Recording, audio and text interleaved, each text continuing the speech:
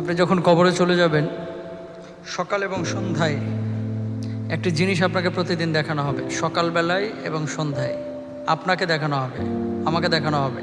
যখন আপনি কবরে যাবেন, আমি যখন কবরে যাব, কি দেখানো হবে? আচ্ছা, আমার কথা না, রাসূল আকরাম সাল্লাল্লাহু আলাইহি ওয়াসাল্লামের কথা। বুখারী মুসলিমের হাদিস।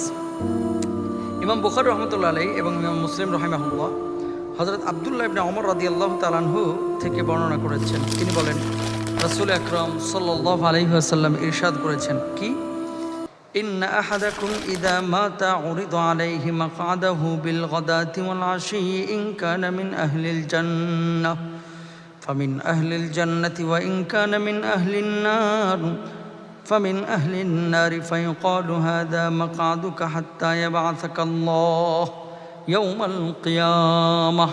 কি তোমাদের কেউ যখন মারা যায়, কার কথা? আল্লাহ রাসূল সাল্লাল্লাহু আলাইহি ওয়াসাল্লাম বলেছেন, প্রত্যেক সকাল সন্ধ্যা তার সামনে তার ঠিকানা বা গন্তব্য উপস্থাপন করা হয়, প্রত্যেক সকালে এবং সন্ধ্যায়।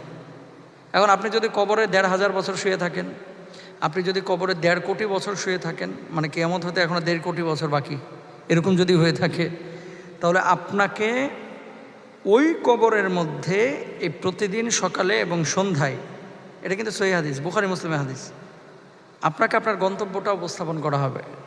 যদি ভালো গন্তব্য হয়, আপনি উদ্বেলিত হবেন, আনন্দিত হবেন, আপনি খুশি হবেন, আপনার অন্তরে আনন্দের জাগরণ ঘটবে। তো রাসূল আকরাম সাল্লাল্লাহু আলাইহি ওয়াসাল্লাম বলছেন, সকাল সন্ধ্যা তাকে তার ঠিকানা বা গন্তব্য উপস্থাপন করা হয়। যদি সে জান্নাতি হয় তাহলে জান্নাতের ঠিকানা, আর যদি সে জাহান্নামী হয় তাহলে জাহান্নামের ঠিকানা। এরপরে কি করা হয়? ফায়ুকালু হাযা মাকআদুকা হাত্তা ইয়াবআসাকাল্লাহু ইয়াউমাল কিয়ামাহ। এরপর আল্লাহ তোমাকে